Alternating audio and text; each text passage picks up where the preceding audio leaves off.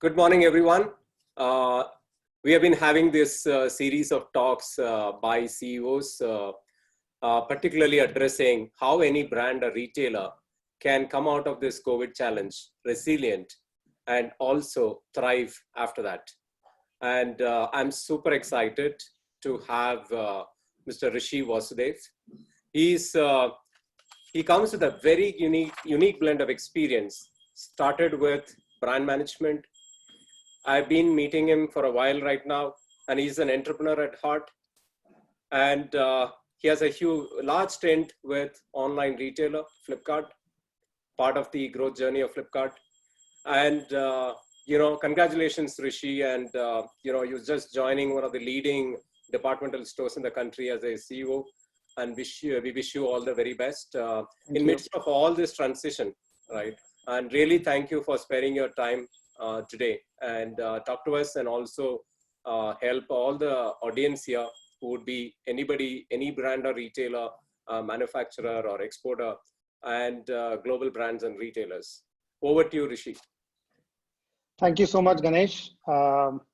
Just a small introduction about me. I started the journey in 1998, my work journey in 1998 with the Aditya Birla Group. So the first few years was in sales, so the hard miles in sales.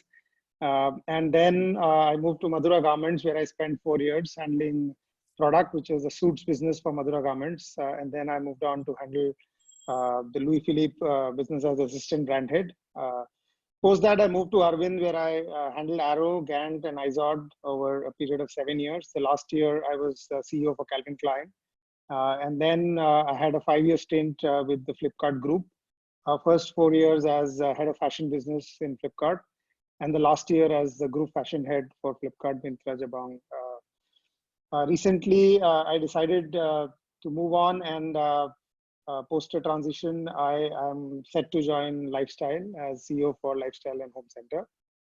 So I've had some time in between to see how the offline and online worlds are changing, and then this new pandemic has come, which is again changing a lot of things, and a lot of us are trying to interpret what this means and how things could be. Let me tell you, whoever I've heard or whatever I've read and whatever I thought about on this, there are no clear answers. Everybody, I'm sure, is making new scenarios on a daily basis as to when will the market open, when it opens, what will be the consumer behavior, will high street open, will malls open, how many people will be allowed inside the store at a time, will online go up post this, will people prefer to shop only online and not go out? There are many questions, and only time will tell, because the biggest question is that how will the curve flatten? Different countries are going through different experiences. We hear that some countries are now going through the second round of people who have had COVID are again having it. So till there is a solution in terms of a vaccination or cure, which is right there, and this whole thing goes out, things will always be up and down, and you would see a lot of action, not only that we take, but also that is put on us by the government to ensure that the community and the country overall is safe. So the first question that comes to mind is that once this is behind us, or once the restrictions ease, say, we just heard the Prime Minister saying the lockdown is extended till May 3rd. So assuming that post May 3rd, things open up partially, what is the road to recovery? Because we would all like our lives to go back to what it was, say, last winter. So nobody knows that. There could be various ways it could come back. It could come back, it could be like a lot of people have not been shopping for quite some time. So it might come back in a V-shaped curve after a couple of months, or it could take longer, because a lot of people would be worried about their savings. They would be not so sure about the future, and therefore they could decide to hold back savings. And therefore consumption might go down, which again has a cyclical impact, that if consumption goes down, businesses have lesser sales, and therefore they either pay lesser to employees or have lesser employees, and people do not have, all people do not have growths or jobs or increments that they were expecting, and therefore overall consumption starts to go down. So which means that it might take slightly longer to recover.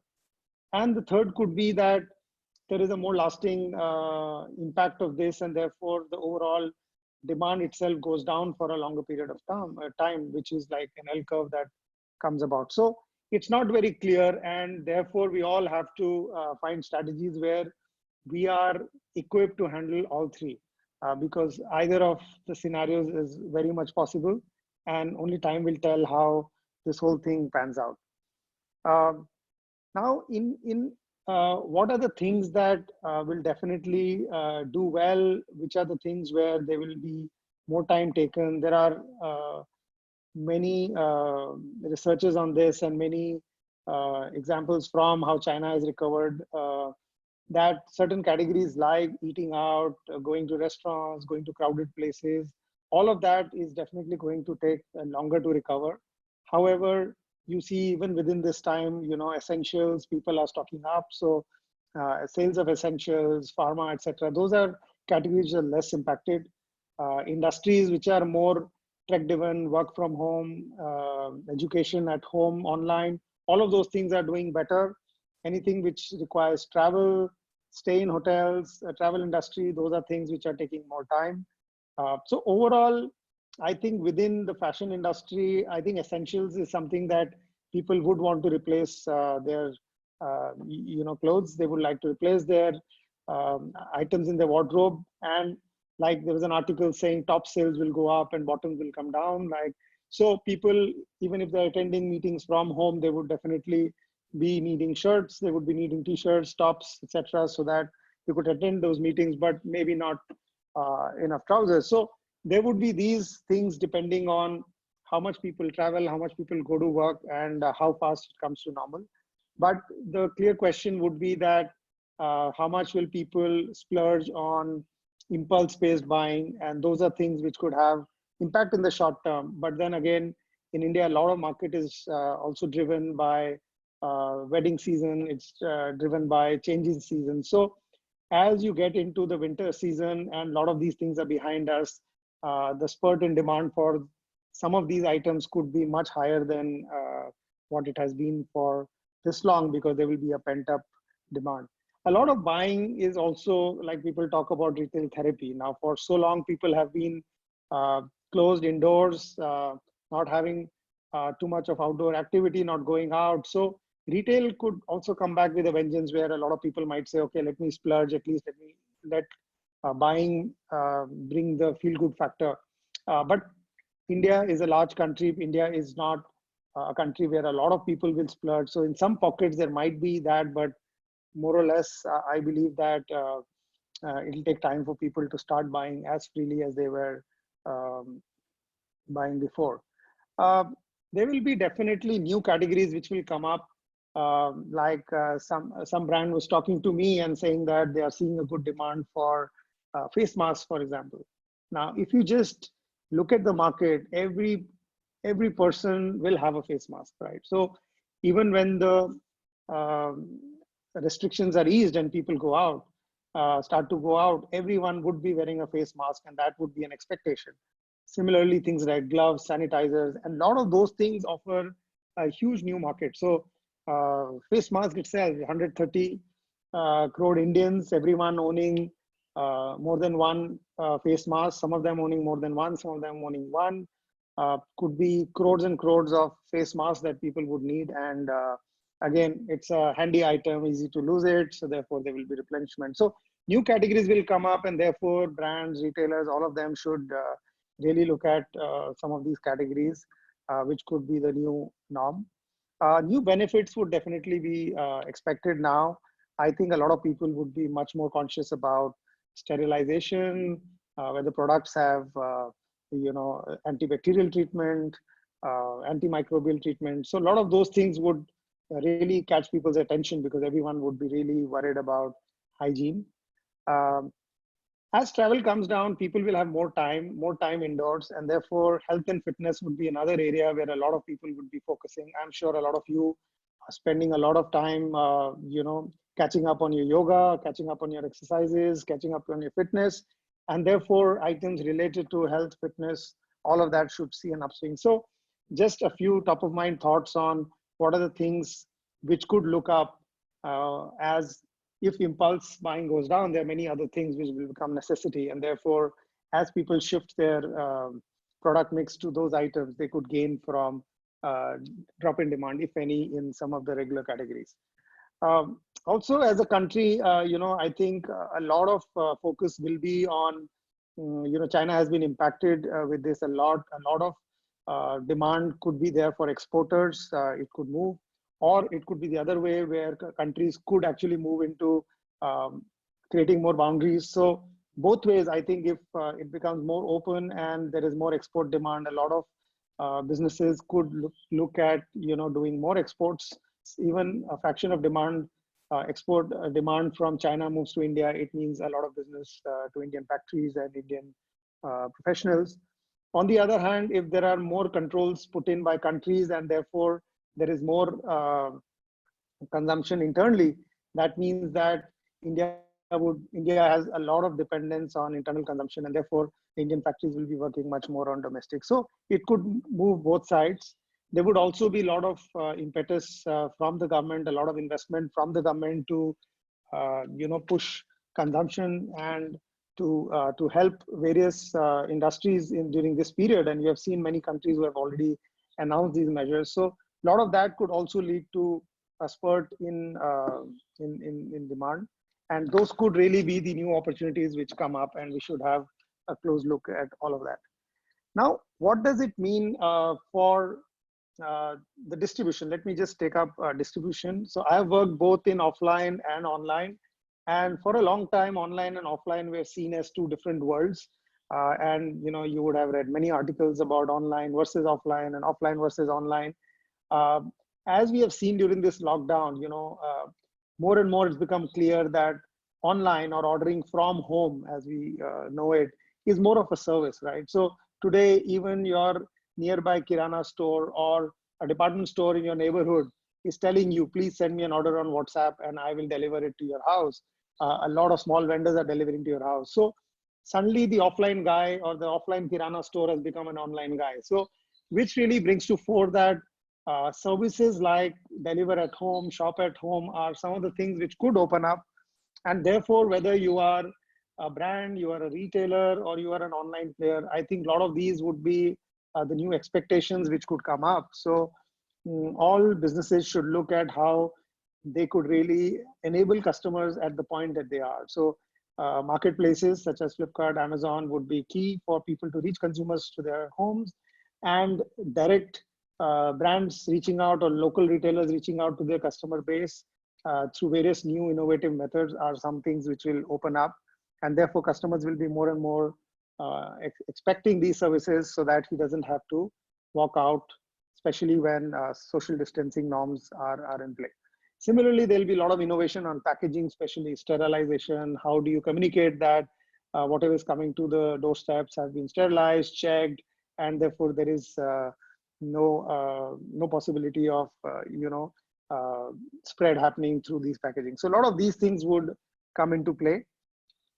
I think there would be a challenging time for organizations. I think, as you have seen the last 1 month, many organizations have seen absolutely no business or zero sales, everything shut down for them. And one of the critical things during this period will be that how you can survive through this period, which means that if you are extended into many lines of businesses which are non-core, it is the time to look at those businesses. If you have really teams which are very specialized, it's time to look at how people can take up various different things, how they can be multitasking. If you have a lot of money blocked in working capital, you would have to see how you can enable and get that money out. So basically, conserving cash is going to become a major important thing in the months going forward, both in terms of ensuring that the business continues to work well during this period. And second is, if there are big changes in demand patterns, you have the cash to really shift the focus of your business or change your business model. So therefore, I think every company should really look at what's their business model, what are the things that they is core to them, what are the things which fit into the new reality, and how they are focusing on the core and not doing multiple things which do not add to the core. And those are the things which would require a hard look, and I'm sure everyone's doing that.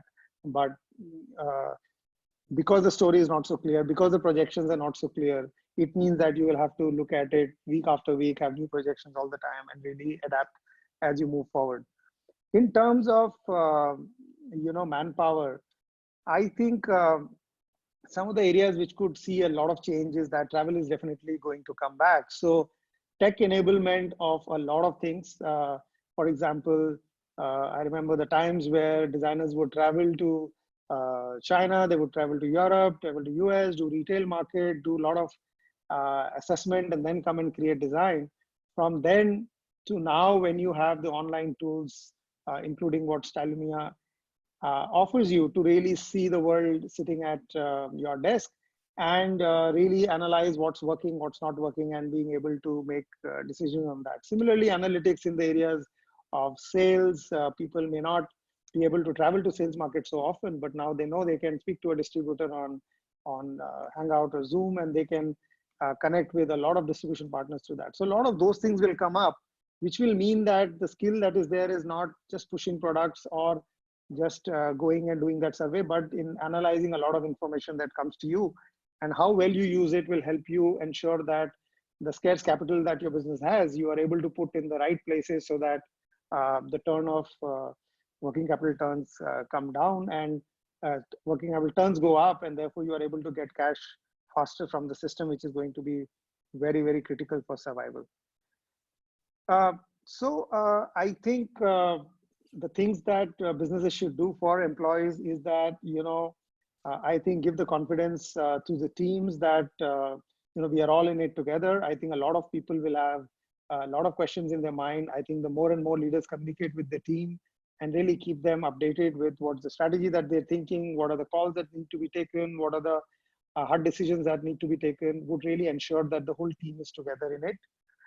Second is, I think everybody should ensure that they understand technology, they're able to use the power of technology, because that's going to become more and more critical as we move forward. And that's also going to really improve your productivity.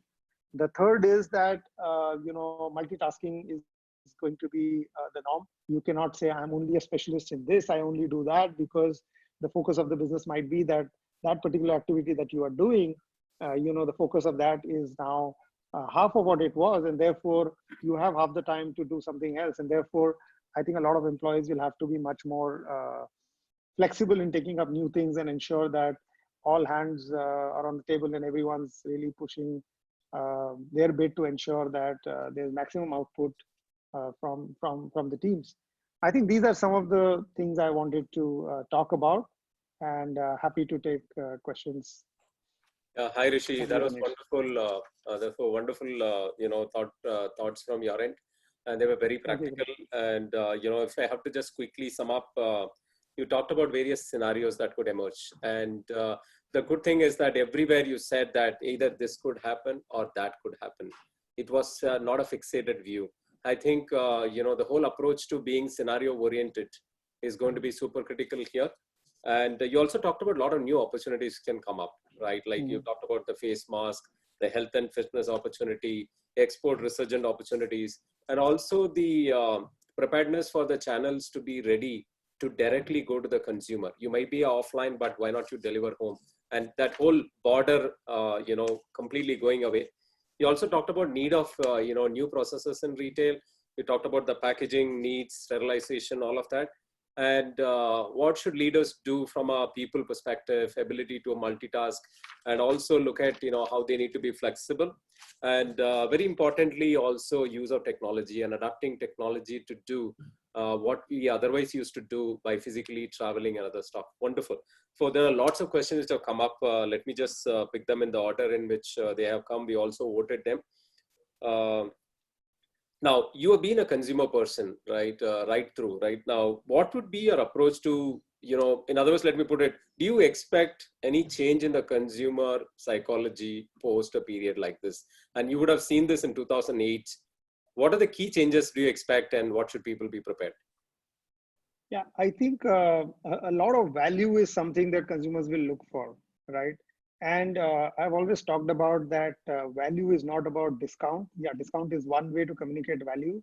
But in times like that, people, wherever they're spending money, they would like to see that what is the value they get out of it. So value could be in terms of better quality, or value could be in terms of things like I talked about, which is over and above what you get in a garment, which is the packaging is sterilized or the garments are antimicrobial. So as you add more value to products, people would feel that every rupee that they're spending, they're getting more out of it. And obviously discount is an easiest way to communicate value, but then over time, the impact of that goes down because as you keep giving more and more discount, expectations keep going up. So I think people would look at better value from what they spend because in times like that, people would really value what they're spending, and therefore that is going to be an important change. Yeah, perfect. I think whenever whenever people say value, I think the price and discount becomes the key discussion. I'm sure there is a lot more to add there. Now, the next question is, while there is a lot of cloud around, gloomy days, etc. And one interesting, this question says that Isaac Newton discovered gravity when he was on a quarantine in 1668 in outskirts of London. For what do you think that the fashion community, which is now on quarantine and working at home, can discover? Any opportunities are you seeing? Yeah, I have seen that, the maximum new ideas come in when there is a constraint of resources, right? When things are good and we have budgeted for various activities, we go out, do that spend, do that research, do that travel, and therefore we feel that, okay, now having spent so much money, there are new ideas on the table. But I think when we are forced into a corner, when we really need to think hard about new ways of doing things, that is where innovation is at its peak. Also, the other important fact is that there is a lot of additional time we have. Like staying in Bangalore, I know that most people in Bangalore spend about hour and a half one way to office. Now, if you are working from home, you clearly have 3 more hours. Similarly, a lot of regular meetings that you have in office, which are not required anymore, would give you that extra time. How you are able to devote that extra time into thinking hard about problems that you have always pushed or you have postponed will really help you. The second thing is, I talked about multitasking. I was reading a book called The Range, and it talks about that a lot of innovation comes when you apply learnings from one area to another area. And as you try and develop new learnings, as you try and look into other sectors as to how X sector is doing on this problem, you will suddenly start to apply some of the learnings from another sector into your sector. For example, if you look at what's happening to grocery chain in terms of their delivery and how can fashion retail learn from it, you will suddenly start to see that there are new innovative ideas that come in. I think the time is that everyone should look at his area, try to learn a new area, try to see how are the linkages coming together. And this is the time where all managers would definitely allow you to explore new ideas. But keep in mind that these should not be ideas where you end up burning a lot of cash, because cash is going to be critical. And how you're able to try these experiments, and nobody would frown on failure, because this is the time where if you created something new, it would really help the business survive or do well as you move into better times from here. It's a great time to be learning. Yes.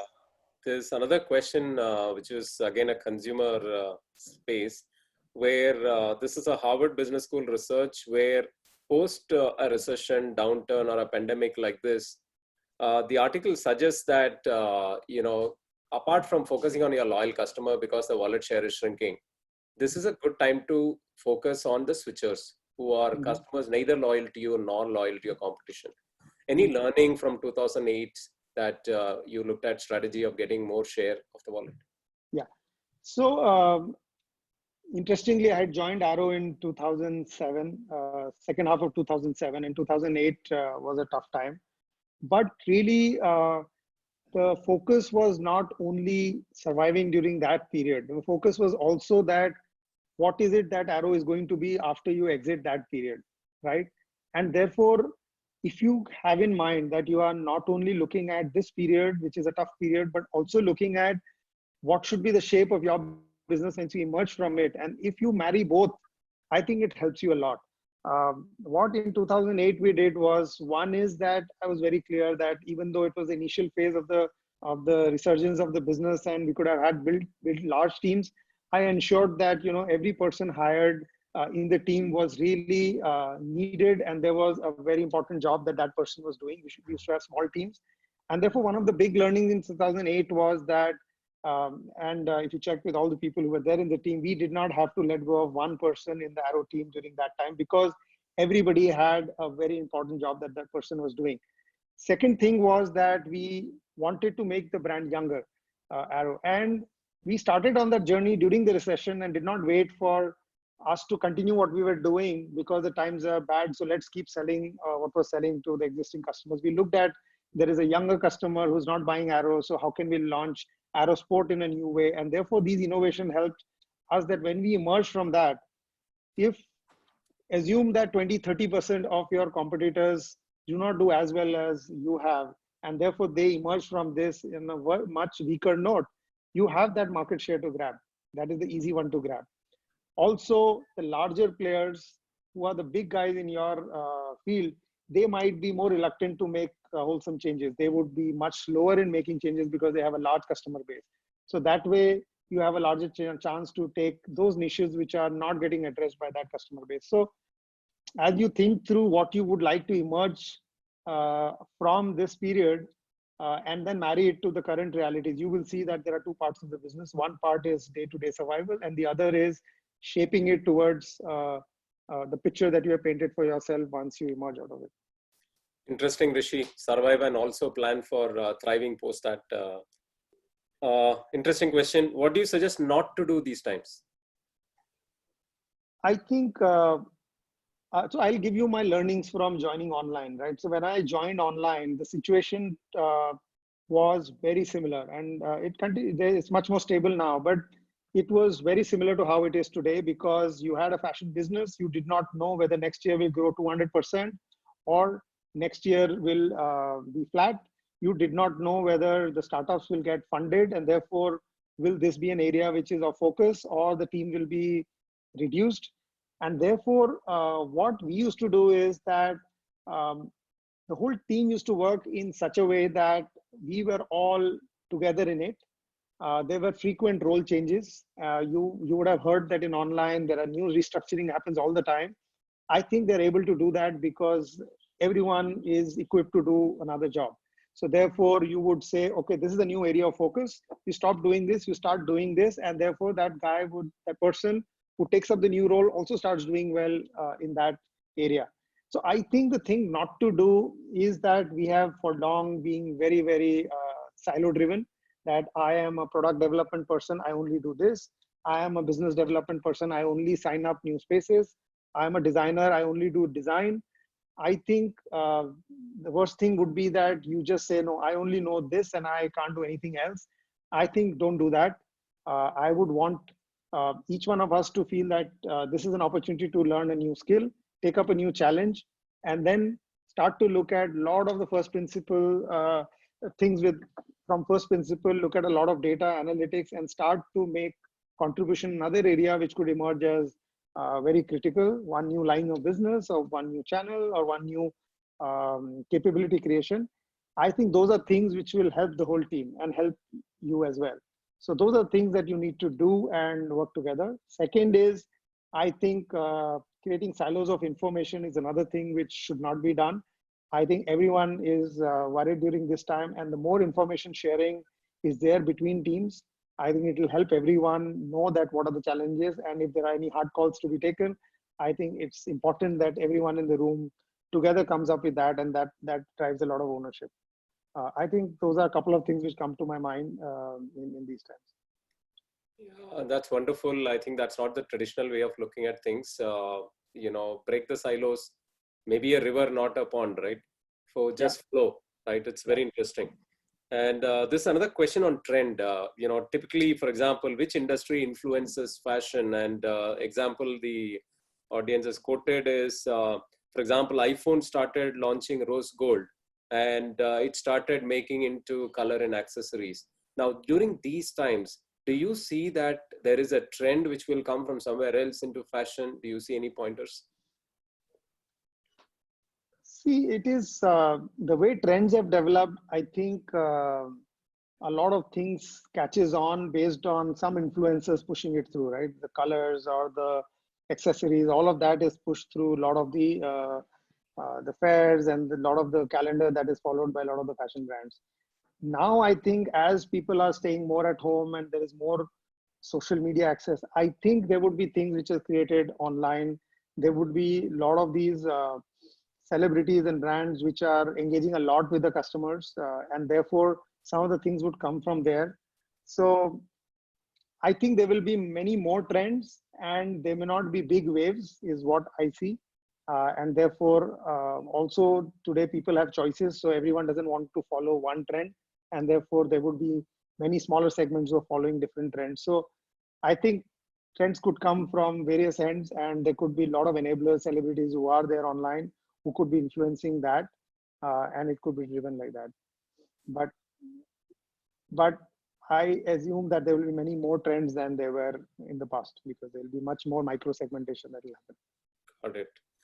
Now, you also touched upon this, but the question here is, there are two areas you mentioned also, that anything related to working from home, anything related to wellness is now having a dividend.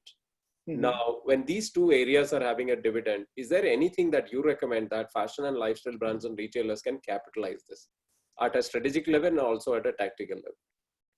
Yeah, I think people should, like, for example, let me talk about health, right? So if you are now working out more often at home, I think brands, if they have athleisure lines or if they are into sports, or they should have lines which are driven by that, right? So I think there's an opportunity for brands to have lines which take care of the requirements in the health zone. And a lot of brands could launch shorts, t-shirts, yoga mats, and those kind of stuff, which people are likely to use more and more as they are spending more time on health. Similarly, mask I talked about, mask is going to be a very important category. And I think fashion industry can lead the way. Now a mask can be made by anybody, right? FMCG brand could make it, a pharma brand could make it, a kirana shop could make it, but it is going to be half your face, what people see you. Now, if fashion industry comes together and starts creating new innovation in mask design, I think that could lead to much more value creation, where people will say, okay, when I'm crossing someone on the road, he's wearing a basic white mask, but I have something which is of interest. And therefore people would say, okay, if I walk 7 days and I can afford it, why not have 7 different kinds of masks? So then you have a segment, say a segment which can afford a mask for, say, 100, 200 rupees. They have 7 masks. Then you have that much of market getting created. There could be branding that could become important on masks. So like that, you would see that some of these areas are where brands should not only launch it. Initially, there will be a demand because there is a gap in supply, but then over time, you will have to differentiate yourself and also ensure that your brand comes forward, so that you are able to use that to really ensure that your brand continues to be visible.